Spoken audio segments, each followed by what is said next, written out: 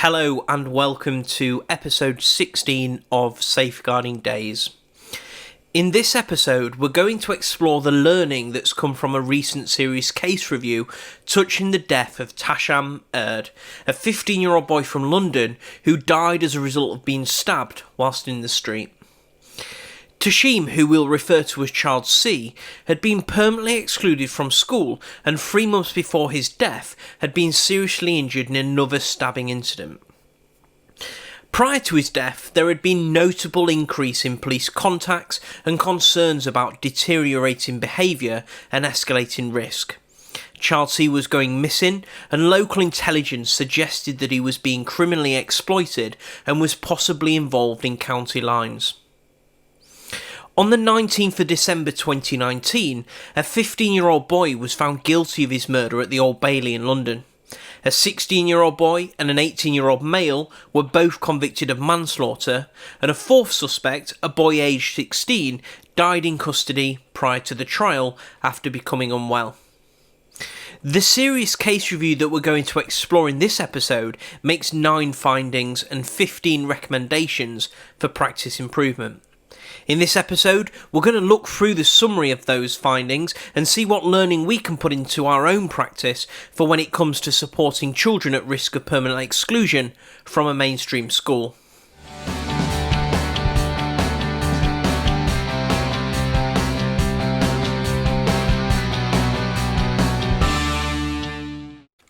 On May the 1st, 2019, the police were notified by Hackney's Children and Family Services that Child C, a 15-year-old male, had died as a result of being stabbed in the street. Child C was known to a number of local agencies, including Youth Services, Education, Health, Children's Social Care and the police.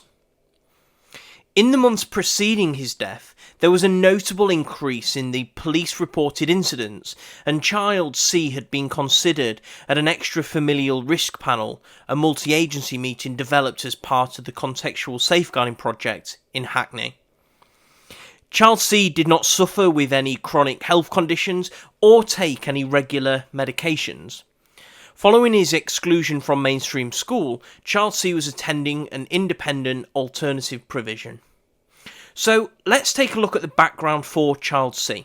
So Child C was born on the 12th of August 2003 and initially lived with his mother, father and sister. Throughout his early and primary years, there were no indicators of any significant needs or reported safeguarding concerns, and there were no health issues of note either, other than his weight.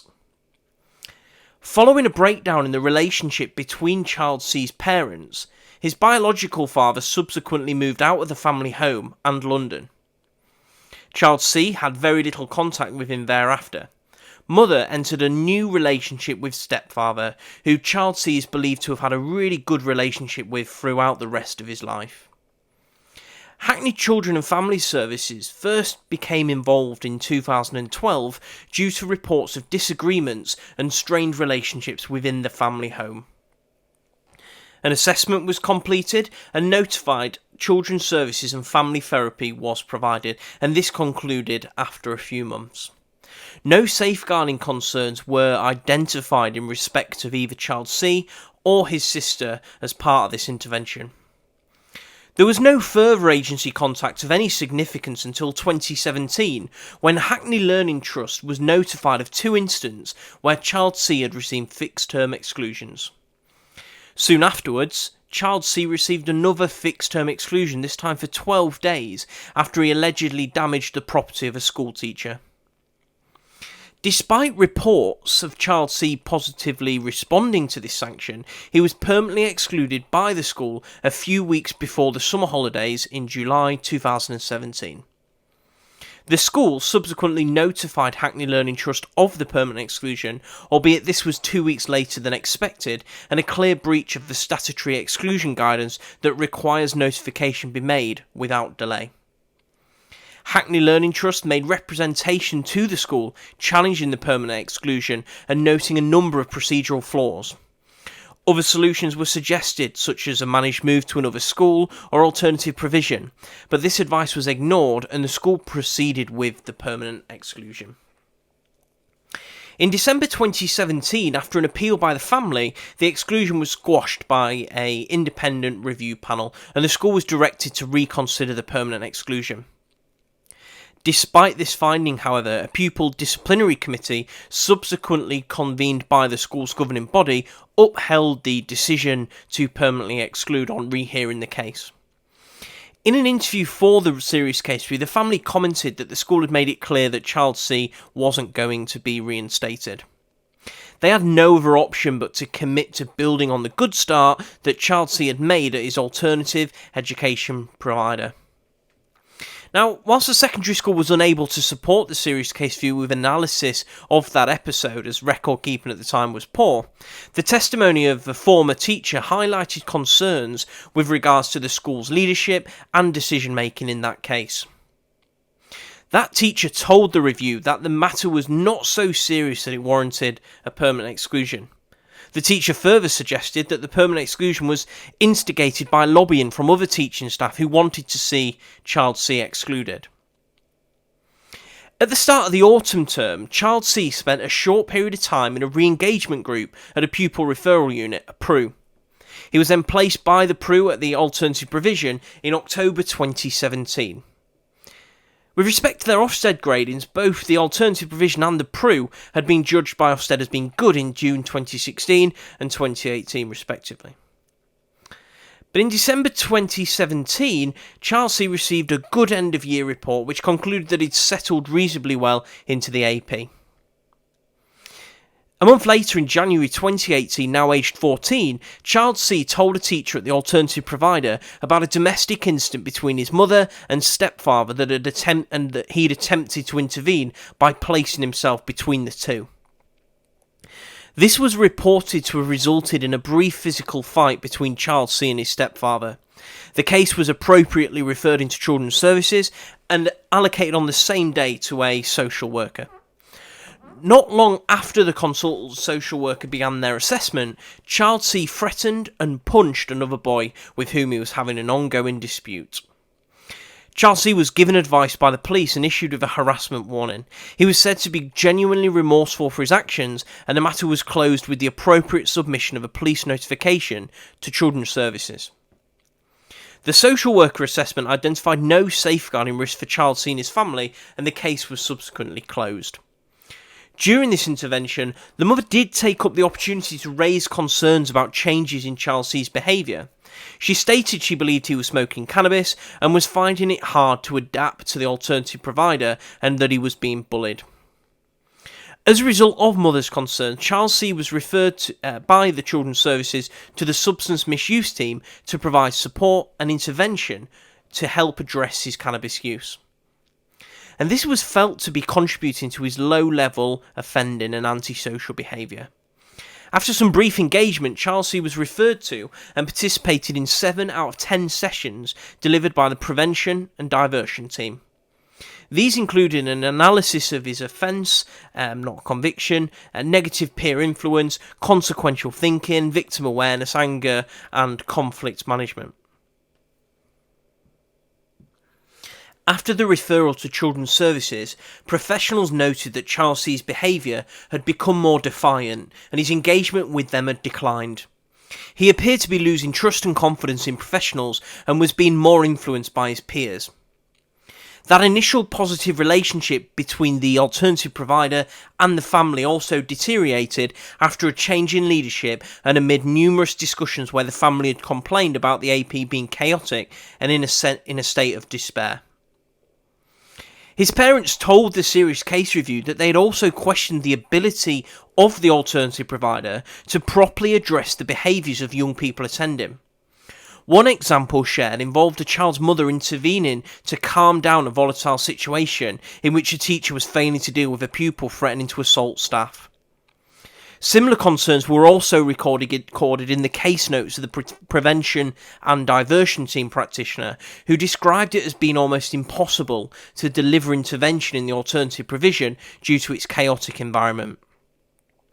Between February 2018 and January 2019, Child C received 4 further additional fixed-term exclusions from the AP for various breaches of their school rules. A progression mentor from the Prue spent a lot of time with Child C and his family in an attempt to understand why his engagement in education was deteriorating and the perceived risks he faced. In January 2019, after an incident of violence towards a staff member, Child C received a 2-day fixed-term exclusion. At the beginning of February 2019, the family met with the Prue and agreed a plan of support designed to get Child C's education back on track through the rest of Year 11. Within days, however, Child C had been stabbed for the first time, resulting in the agreed plan not being actioned as Child C did not return to the AP thereafter. Over this period of time, Child C also repeatedly came to the notice of the police. He was either stopped and searched or questioned about various offences. It's understood that when challenged by the police, Child C was often in the company of other pupils who attended his AP. Child C was never charged or convicted of any offences. So, going back to that stabbing incident that I just mentioned, at the beginning of February 2019, the police attended a youth club in response to a report that Child C had been stabbed in both thighs. He was taken to hospital by paramedics of the London Ambulance Service, and he'd suffered 3 stab wounds, of which were serious and required surgery. Information obtained by the Serious Case Review details that on the way back to the AP, after attending off-site lessons at a youth club, Child C was warned by one of his peers that he feared something bad was going to happen. Child C made an excuse that he needed to return to the youth club. The teacher accompanying Child C allowed him to do so without supervision. Child C was stabbed on the way back to that youth club. He was found by a peer who administered emergency first aid and raised the alarm to initiate calls to the emergency services. Whilst in hospital, Child C was seen by medical staff and a worker from a charity specialising in working with young people involved in serious youth violence. Their Charity 1. This contact intended to establish his wishes and feelings and to ascertain any support that he might require. Given the time of the day, the charity worker decided to return to see Child C and talk with him further when it was more convenient. However, due to an influx of new patients, Child C was discharged from the hospital without any further engagement from that charity. Child C had also disclosed to the social worker that attended that he was afraid and feared for his own safety. This was taken seriously, and the possibility is explored of Child C moving to live with his biological father outside of London. Child C explained to his social worker that whilst he was prepared to go, he didn't want to upset his mother, who didn't agree to this course of action. The hospital arranged for 2 meetings to be held concurrently. One was arranged as a strategy meeting, and the other a discharge planning meeting. The governance of these meetings were ambiguous, and there was no minutes ever taken from these discussions, and the agreed actions were really unclear. If the strategy meeting was intended to be held as part of inquiries under Section 47 of the Children's Act, this was neither convened by the local authority nor chaired by a manager from Children's Services. Furthermore, the worker from the charity supporting Child C was not in attendance, and hence, the information gathered during their brief engagement with Child C was unavailable. Overall, there was insufficient rigour in the management of these meetings to ensure timely actions were taken, with information decisions being recorded and shared across agencies as appropriate. Although it was believed by agencies that the charity would follow up its engagement with Child C, a breakdown in communication meant that this didn't happen. Hospital notes recorded that Child C was going to live with his father outside of London, when in reality this had not been agreed. As a result, no support was provided in the community by the charity. This would have provided an independent practitioner for Child C who was experienced in working with victims of serious youth violence. Child C returned home with an agreed plan for increased family supervision, supported by home tuition, as it was deemed unsafe for him to return to school. It was also agreed that Child C would be escorted by an adult whenever he was out in the community. Within 5 days, Child C was reported missing and was found to be with a friend close nearby. Only 4 days after his discharge, Child C spoke to his social worker again and stated that he now felt safe to remain in the area. This was explored further by a social worker, but no conclusive reason or evidence to support this significant change of heart was clarified with him. Throughout February 2019, further information and intelligence came to light that was appropriately responded to by the social worker. Mother disclosed that child C was increasingly becoming beyond her parental control. A suspect was arrested by the police for his stabbing, but the investigation stalled as child C refused to cooperate. Subsequently, the investigation was closed a few weeks later. By now, child C's position had changed, and he was categorically unwilling to relocate outside of London. Child C and his peers were discussed at the extra-familial risk panel, where it was heard that the stabbing could be linked to a music video Child C had shared online, and that a new video appearing to mock Child C had recently been posted. On 13th of February 2019, Child C was accompanied by his mother and stepfather to the local emergency department due to concerns around a new onset lump which had appeared on Child C's thighs, which corresponded with his stabbing injury. The emergency department appropriately viewed his health records and agreed a plan of ongoing treatment that included the removal of Child C's stitches on the 15th of February 2019. Child C failed to attend his appointment, and his non-attendance was not followed up in accordance with expected practice. A referral was, however, made to a different charity that has workers located in the hospital to engage with young people at risk of violence. That charity confirmed receipt, but clarified that it was their understanding that Child C was due to receive support from the first charity that originally engaged with Child C after the stabbing. To make it a little bit easy as we go on, we'll refer to them as Charity 2, and the charity that engaged with Child C when he was first stabbed, well, they're Charity 1. So, a timely referral was sent to the hospital safeguarding children's team for consideration. Child C's case was discussed at the weekly paediatric safeguarding meeting that was reassured that information had been appropriately shared with key agencies. In addition, the allocated social worker also confirmed that a community-based plan to support Child C was in place. It was not picked up at the meeting that Child C was not receiving support from either Charity 1 or Charity 2.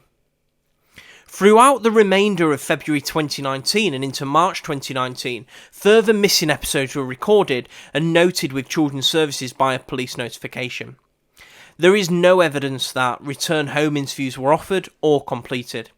Clearly, this was a missed opportunity to gather an insight into Child C's lived experience and to understand what the drivers were behind him going missing. Child C continued to be seen by his social worker, who noticed bruising to his face in a visit in early April 2019. He refused to explain this to the social worker, but did confirm to his mother that he'd been assaulted by a group of males who had also brandished a knife.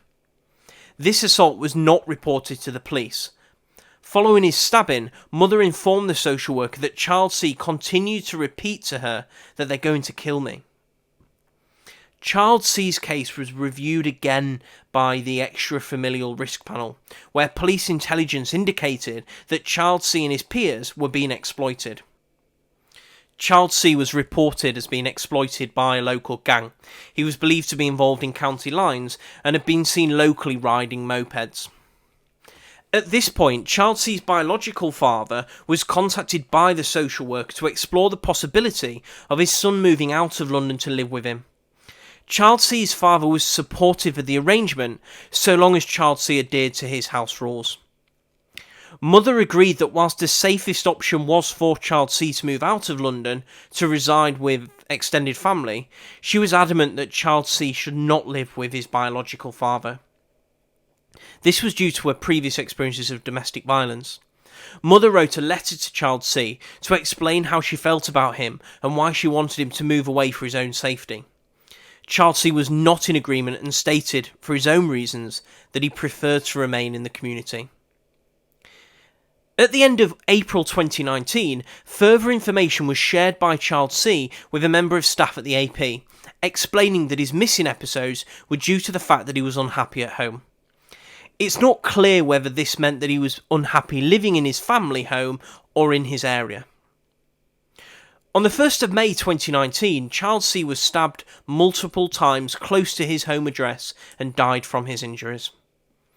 On the 19th of December 2019, a 15-year-old boy was found guilty of his murder at the Old Bailey in London. A 16-year-old boy and an 18-year-old male were both convicted of manslaughter. A fourth suspect, a boy aged 16, died in custody prior to trial after becoming unwell. Seeking the views of the family is a really important factor when reviewing any serious incident. In this serious case review, the reviewer made sure to capture those views. The family's views were captured via both a face-to-face meeting with mother and stepfather. Child C's sister was unable to attend the initial meeting, although shared her views at a later date. Child C's biological father could not be contacted. It's believed that he now resides in the Caribbean. Child C was described by his mother to be a loving, caring boy who was a talented artist and musician. He had ability to draw. He could produce music, rap, and play various instruments such as the keyboard and drums. He was very family orientated and displayed a strong sense of kindness, humility, and respect. He would often offer support to older residents who lived within his community. He was generally very polite to the people he met. He had a strong sense of caring, often displaying his compassion by always wanting to help homeless people that he encountered from a very young age. He valued and maintained a strong, loving bond with all of his family and had an especially close relationship with his sister. His parents confirmed that he'd had a normal upbringing and that there were no concerns throughout his early and primary years, with some behavioural issues only coming to light in years 8 and 9 at secondary school. There were no concerning health issues, although the family did seek support with his diet and managing his weight.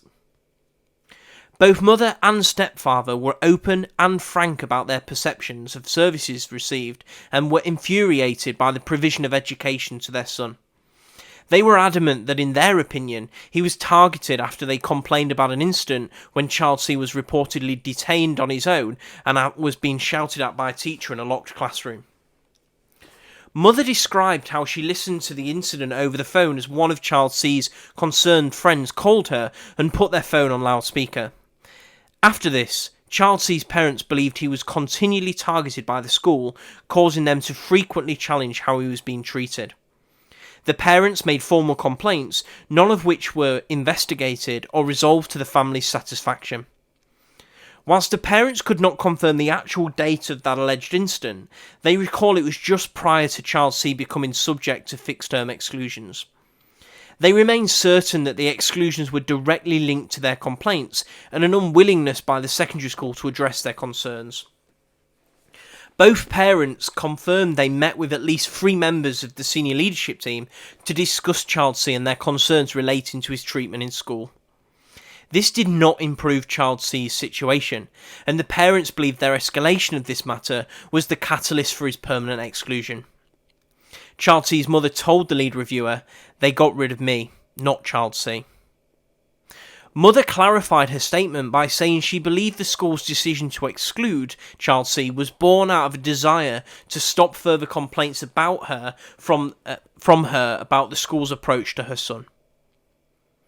Once Child C had been placed at the alternative provision, stepfather highlighted how surprised he was by the staff's apparent lack of knowledge about the area in which they worked. In his opinion, staff were ignorant to the volatility of the area where the AP was located and postcode gang rivalries between various groups of young people who attended the alternative provision. It appeared that this valuable local knowledge was not utilised to inform risk assessment, safety, or supervision planning for students. Child C was not, however, involved in a gang lifestyle, nor did he have any rivalries with boys from other areas. The family believed that placing Child C in the PRU automatically made him vulnerable and placed him at risk.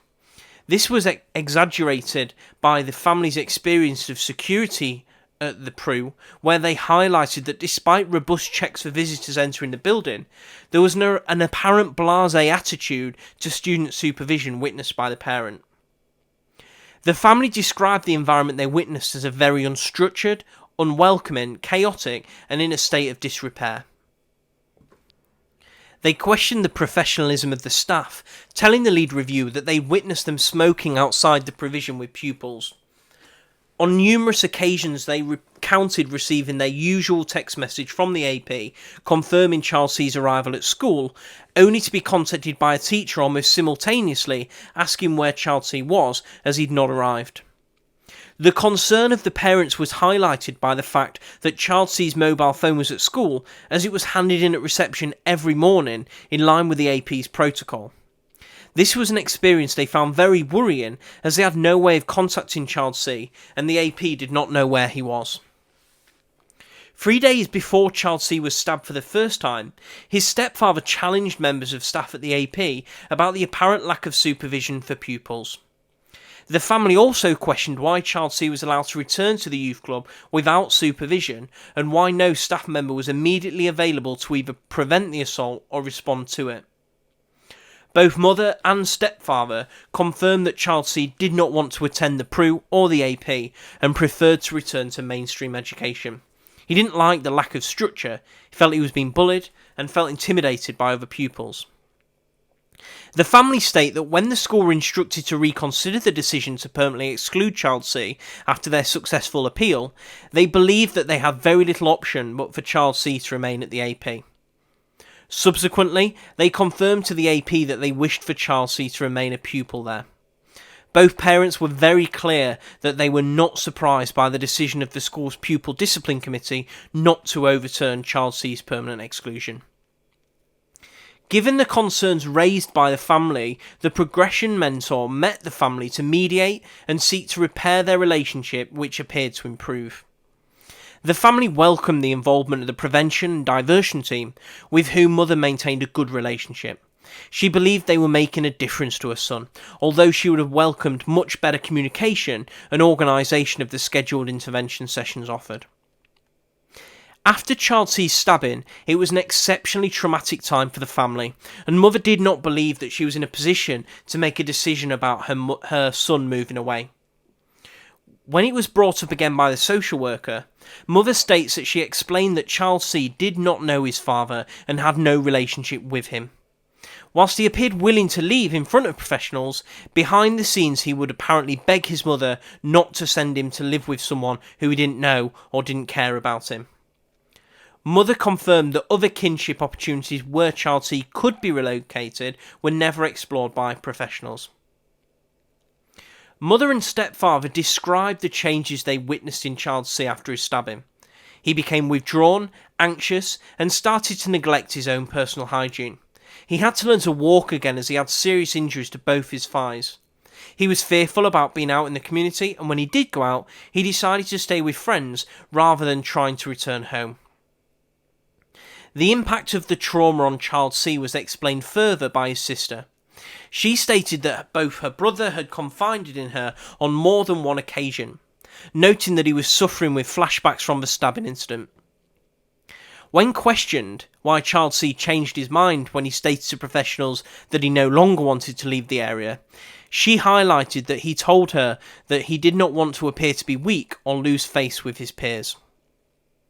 The situation at home then started to deteriorate as Child C's behaviour and attitude was increasingly becoming beyond his mother's control. Overall, mother and stepfather were dissatisfied with the support they received. They felt that they were left alone to deal with the most traumatic experience of their lives without support other than from each other. The situation at home became more and more challenging, and although despite mother's concerns being shared and her cries for help, no additional support was forthcoming. On the contrary, agencies kept trying to persuade the family to relocate Child C with his father, which appeared to them to represent the multi-agency plan. After believing that her son was running county lines, Child C's mother made the difficult decision that the only visible alternative was to ask other family members who lived in another part of London to care for him. Unfortunately, Child C was killed before this plan could be actioned. So, thinking about what we've just explored there, let's think about some of the critiques of practice that the reports identified, starting with the permanent exclusion. The permanent exclusion of child C was a significant incident. It was a catalyst to the deterioration in his behaviour and the decision that exposed child C to a new, more challenging environment that he realistically did not need. As a consequence, child C was subsequently educated with a cohort of other excluded pupils who had themselves displayed more entrenched behavioural issues and complex needs linked to special educational needs, significant safeguarding needs, and especially risks relating to gangs, criminality and antisocial behaviour.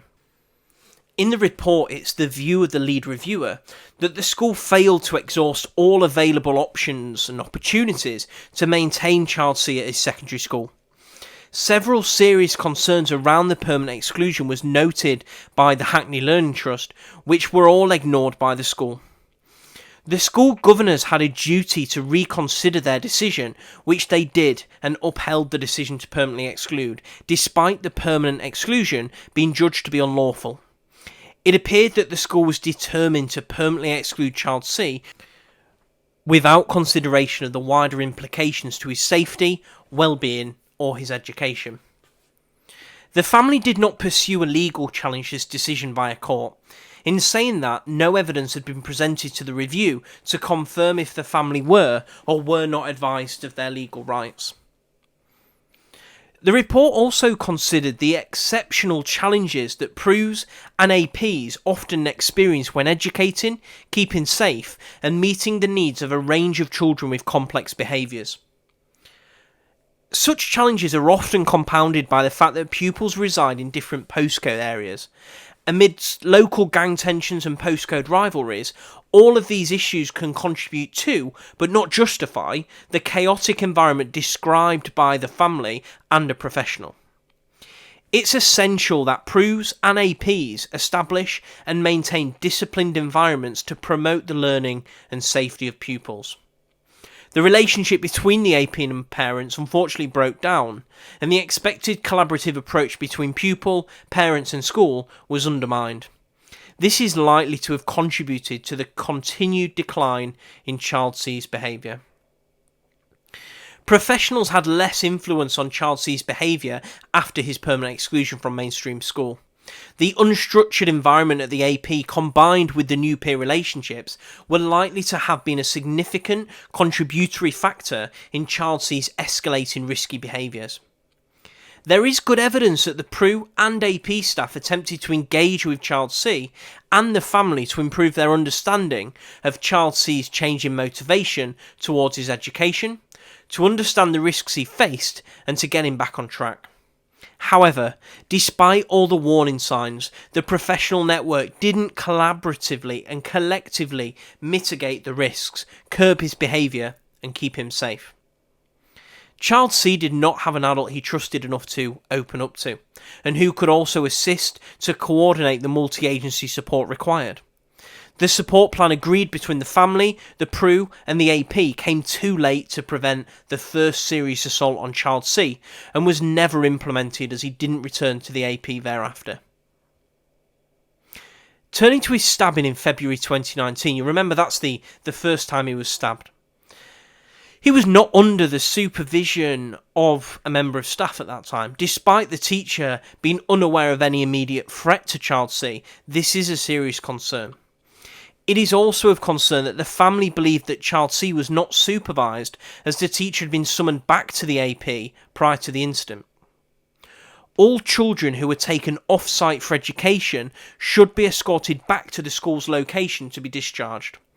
The review had not had sight of any off-site risk assessment completed by the AP to ensure that appropriate control measures were in place to mitigate any potential risk. This is also in accordance with the expectations set out in the health and safety, roles and responsibilities of schools guidance. The reviewer was therefore unable to comment further or establish whether any control measures were or weren't adhered to at the time of child C's stabbing. Following his stabbing in February, his mother disclosed that child C was increasingly becoming beyond her parental control. There is good evidence that Children's Services attempted to keep child C safe and designed a safety plan with him, which was reviewed and amended as further intelligence came to light. The social worker was persistent in their attempts to persuade mother that child C should be relocated for his safety. Nevertheless, the review finds that when this course of action was declined, there was an over-reliance on the family to keep child C safe, and his immediate needs were neither recognised nor effectively responded to. Child C had suffered significant injury and a trauma that had an emotional and physical impact upon him. It is reasonable to expect that agencies should have recognised these needs, but no specific support was put in place to assist Child C to rehabilitate from such a life-changing event. The fact that Child C's perception of his personal safety had shifted so far in the space of a few days is a cause for concern that was insufficiently explored by professionals. Was this due to the trauma he was experiencing, further threats, or was he just planning his own retribution? Knowing the answer to these questions would have helped to inform risk and safety planning for Child C and his family. Child C's sister told the review that from her conversations with her brother, he didn't want to look weak to his peers, and he didn't want to be seen as running away. Professionals were unaware of Child C's motivations to remain at home, and it appears he didn't have a professional that he trusted enough with whom he could have shared that information. The review accepts that Child C refused to cooperate with the police investigation, which is a significant gap in the available intelligence. Again, could it be that Child C was still being threatened and was therefore scared to share further information with the police? Or was he thinking about planning revenge? There is no evidence to suggest agencies fully appreciated the reason for his non-cooperation with the investigation and accepted Child C's position without exploring the matter further or planning to engage with him at a later date. In the timeline, we looked at how at the end of April 2019, further information was shared by Child C with a member of staff at the AP, explaining that his missing episodes were due to the fact that he was unhappy at home. As we said, it's not clear whether he meant that he was unhappy living in his family home or in his area. The report highlights how the opportunity to move Child C out of the area for his own safety remained unresolved. Alternative accommodation does not appear to have been fully explored with the extended family, other than Child C's biological father. The delay in finding a suitable resolution between the family and involved professionals provided the opportunity for Child C to be exposed to greater risks in the community, particularly in the context of his apparent links to county lines. This information came to light in the days before the fatal incident that resulted in Child C losing his life, meaning agencies had time to react to this new intelligence.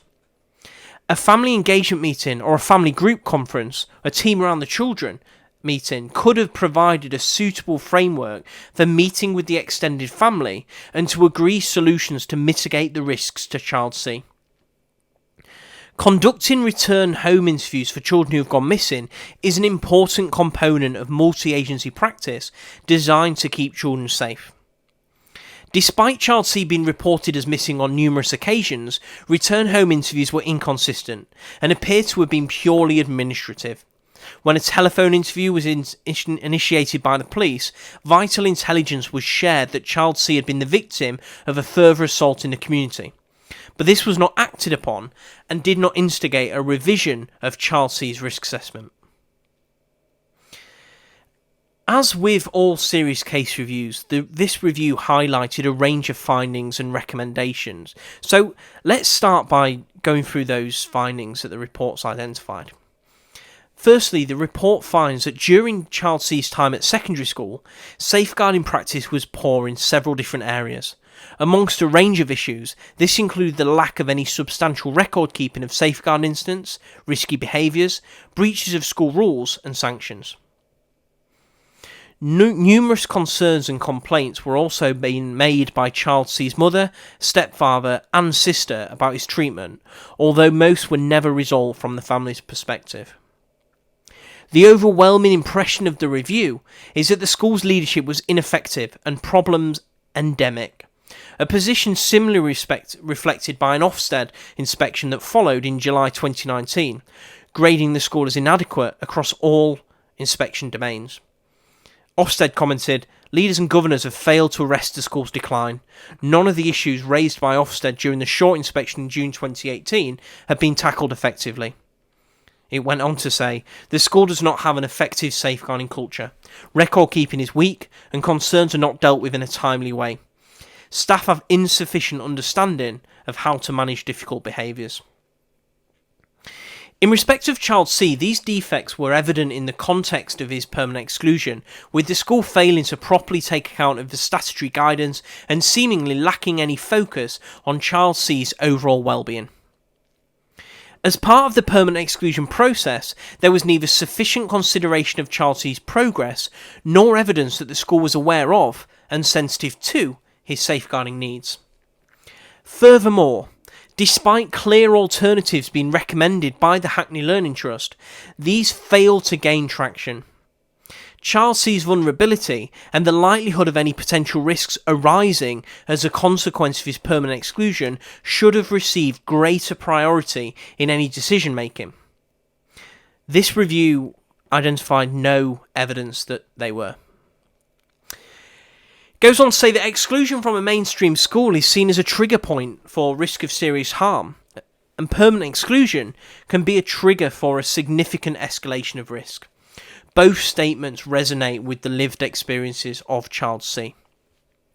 However, acknowledging that these findings are not new, there remains a disconnect between the known exacerbation of risk by exclusion and the Department for Education's statutory guidance on what head teachers need to consider when making such a decision. Indeed, despite the clear imperative for safeguarding risk to be an active component of decision making, the statutory guidance falls short in emphasising with sufficient clarity. So, considering these findings, what can be done differently? Well, children excluded from mainstream education achieve poor outcomes, and risks can increase through the potential to be exposed to greater risks from gangs, exploitation, and involvement in youth crime. The report says that every effort should be made by schools to keep children in mainstream education where possible. Practice also needs to accord with statutory guidance. However, the statutory guidance concerning exclusions needs to better emphasise the inclusion of potential safeguarding risks when making such a decision. As it's presently written, whilst there is an emphasis on avoiding the permanent exclusion of any pupil with a educational healthcare plan or a child that's looked after by the local authority, the guidance could also specify avoiding exclusion for those children where a risk of harm is likely to increase. Consequently, this is a matter for the DFE, the report says. Education settings need to access local intelligence. The report highlights that whilst at the PRU and his subsequent placement at the AP, there is good evidence that adequate assessments were completed with Child C and numerous referrals were made in an attempt to secure his engagement in a wide range of programmes. However, both the PRU and AP had, and still have, minimal influence over which children are placed in their facilities. This could result in young people who live in rival gang areas or where there are other community tensions to be in the same classroom. Whilst this review concludes that staff in the PRU AP had a good understanding of the needs of individual pupils, the dynamic risk assessment created by the makeup of pupils was less understood.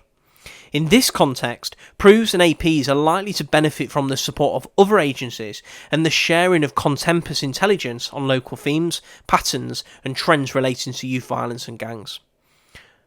To help PRUs and APs develop a better understanding of risk and the context of the cohort of pupils attending their provision, intelligence and information needs to be shared with them to inform plans for individual children and the geographical locations in which the provision or its activities may be located.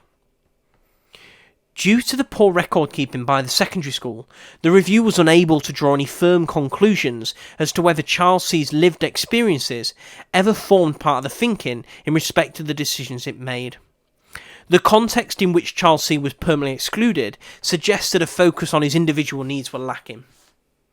With regards to the PRU AP, a robust approach was adopted to both assessment and planning that included face-to-face meetings with Child C to understand his wishes and feelings. And there is evidence that Child C's experiences influenced the PRU AP to make relevant referrals to other agencies, initiate interventions, and provide training to meet his needs.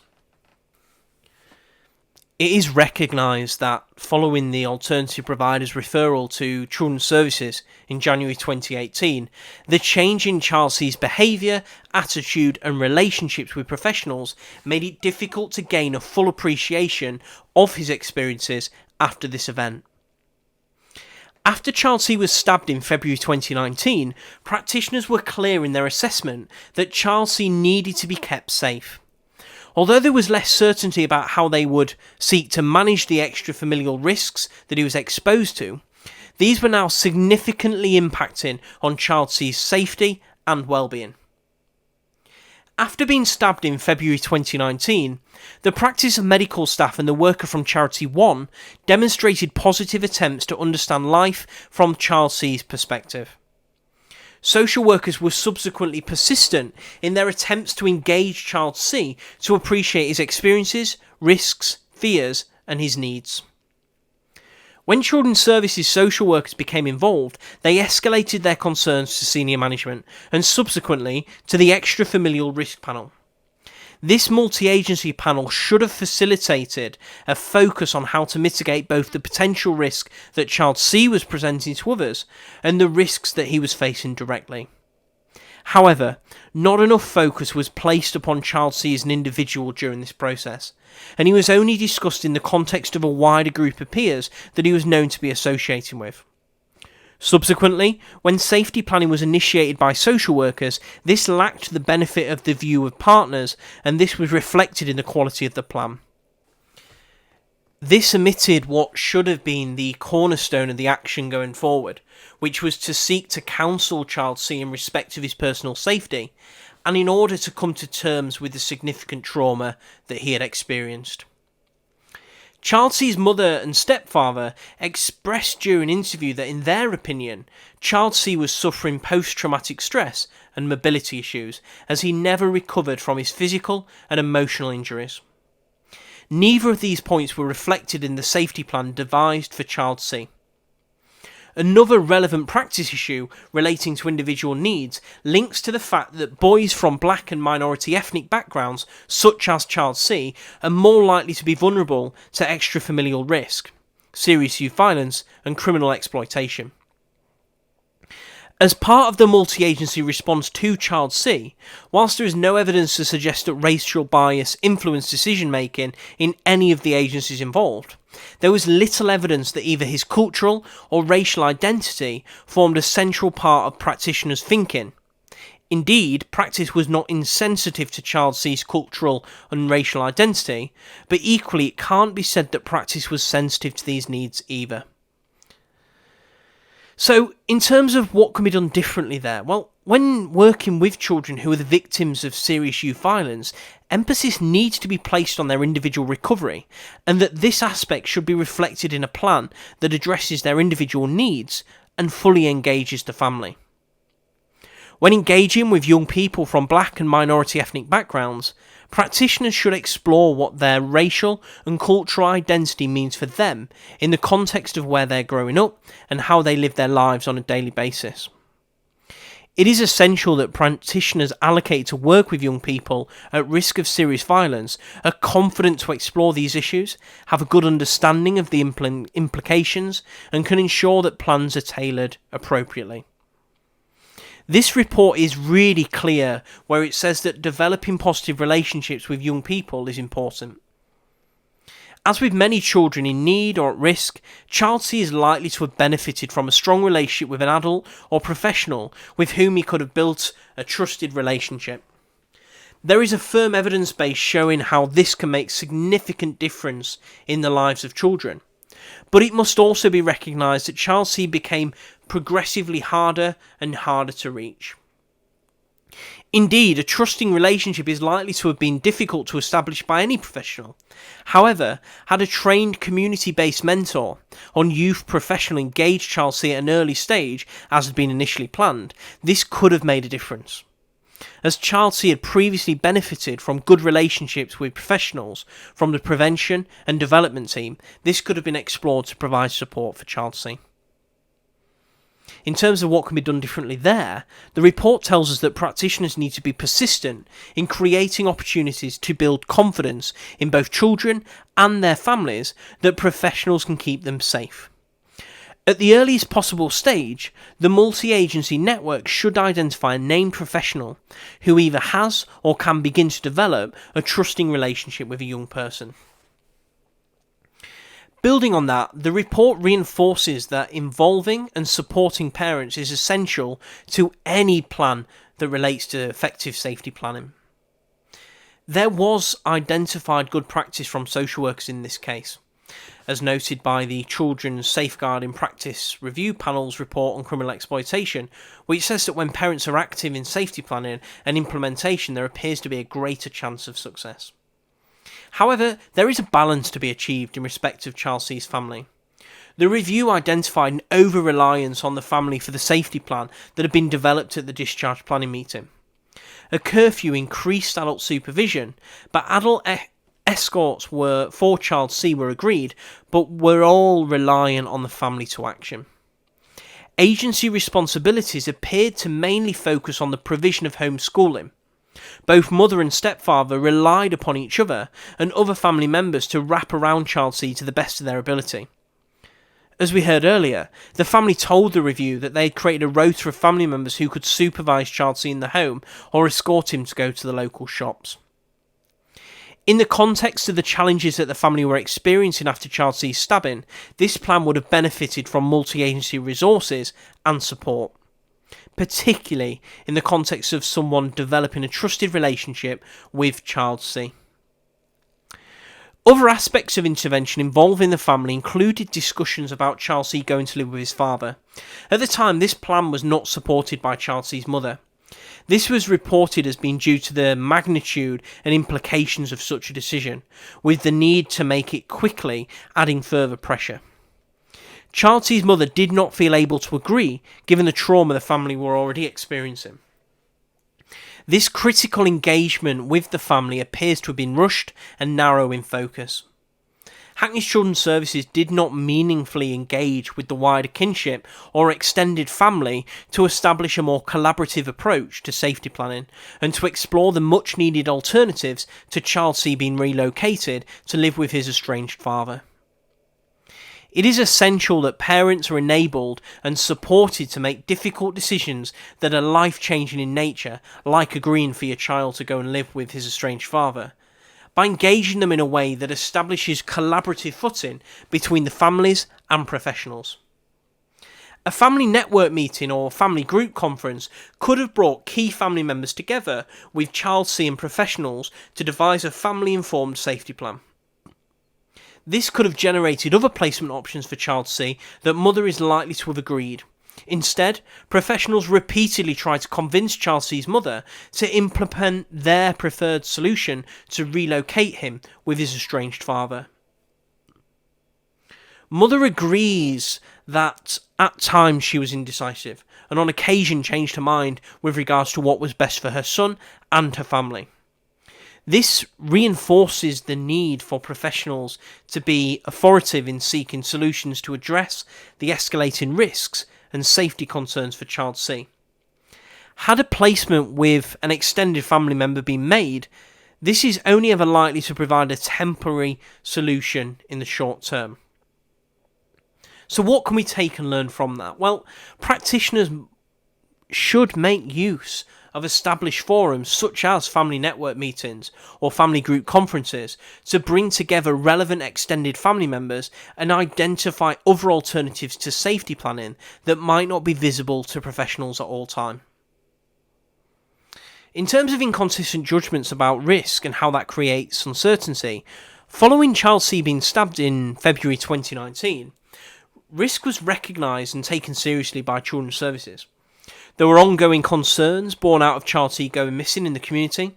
His diminishing agreement and engagement with professionals, plus mother's declarations about further substance misuse, confrontations in the home, and her increasing inability to control Child C's movements or behaviours, together all highlighted issues that were sufficient for Children's Services to take decisive and robust action, especially in the context of an ongoing failure to agree an alternative address for Child C away from the community.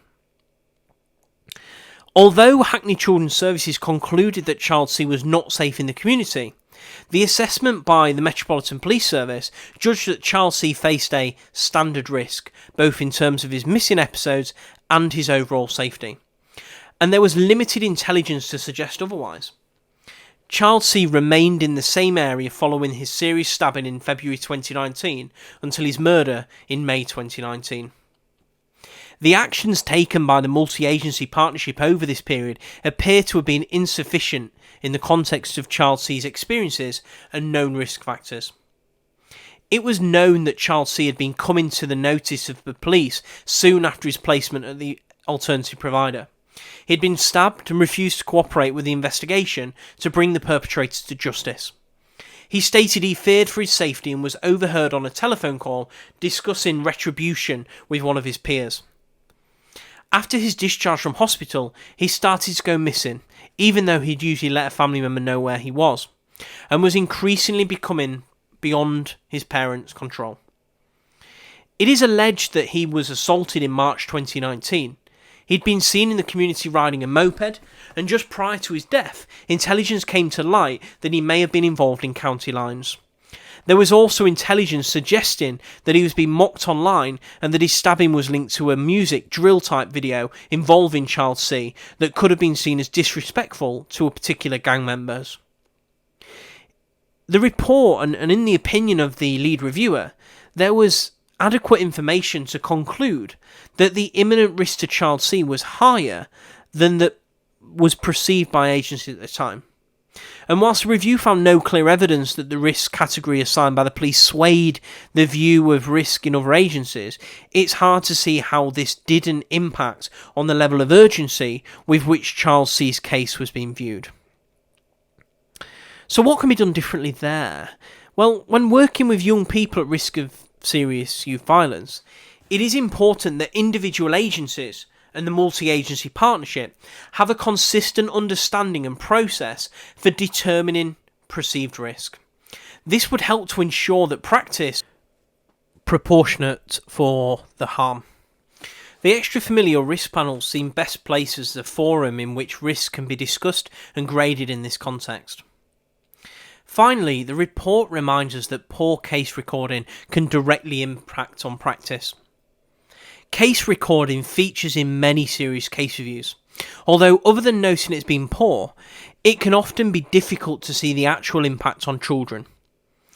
The circumstances involving some of the case recording in Child C's case are different and show how inaccurate recording resulted in Child C not receiving services that could have helped him at critical stages following his stabbing in February 2019. As part of the strategy and discharge planning meetings held at the hospital, the disclosures made by Child C were shared and actions agreed.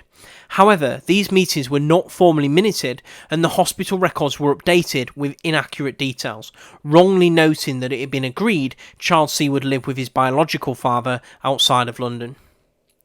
Consequently, the hospital concluded that there was no further role for them or a need to refer to a community-based services that could continue to support Child C post-discharge.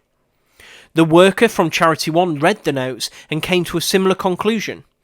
The opportunity to meaningfully engage Child C at a critical moment after being injured was lost. Consistent with established standards of good practice, formal meetings as set out in this case in the Pan-London Child Protection Procedures should always be minuted, with a copy of the discussions and agreed actions circulated to attendees. But what does that mean for us in schools? Well, for us in schools, it's important that we go back to these professionals and demand these minutes. We're entitled to them as the Child Protection Procedures across the different regions tell us, so we should go back for them, and then we should include them in our own record keeping as well. Because where we have that information, we're in a far better place to analyse and put in place appropriate support pathways.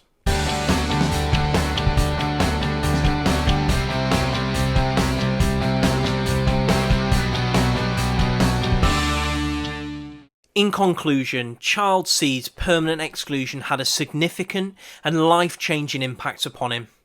This event contributed to his exposure to a range of extrafamilial risks related to both school and the community. The permanent exclusion decision signalled a decline in Child C's behaviour and attitude, and a continual incline in associated risks. Where possible, children should remain in mainstream education. In instances where permanent exclusion had been considered, a fair and transparent process must be adhered to, and that the children's needs and any extrafamilial risks are fully considered and influence the decision-making process. Child C's placement at the PRU and then AP was initially positive and he settled well. However, his exposure to challenging pupils from different postcode areas at a time where there was relevance of gang violence made him more vulnerable. He went from being involved in a minor altercation with a peer to the victim of a serious assault. With risks and concerns mounting, agencies did not rapidly exploit previously established professional relationships that existed with the family, or find a way to grip and agree solutions that immediately provided safety for Child C. The relationship between parents and educational establishments is crucial. Mother initially had a good relationship with his secondary school and alternative provision, but both deteriorated when Mother started to challenge how her son was being educated and treated. If consistent and constructive relationships could have been maintained, Child C's parents and school could have agreed a joint home-school strategy. The multi-agency partnership met on various occasions to discuss Child C and believed that they had a good understanding of his lived experience. This is questionable. Professionals need to be mindful not to confuse either presenting or alleged behaviour with a child's lived experience. These are not the same. Whilst lived experiences can contribute to behaviour, it is not defined by those behaviours. Child C's ethnicity cannot be evidenced as a factor that meant that he was being treated differently.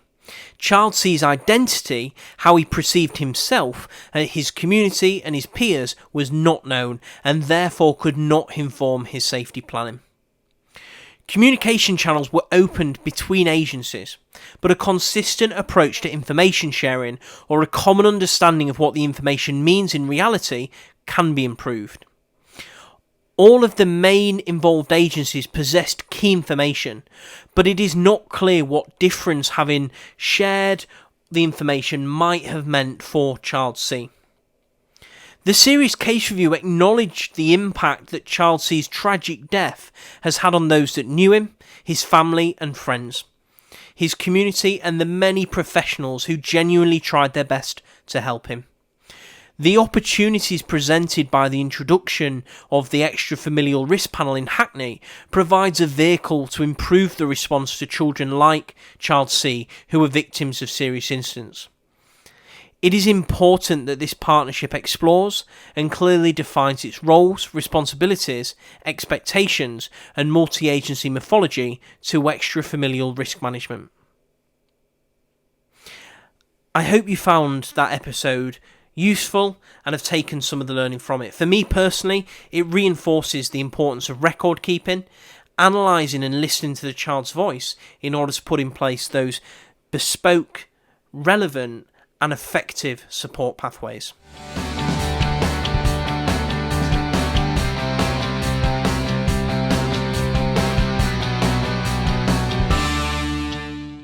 Well, there we go. Thank you for listening to episode 16 of Safeguarding Days.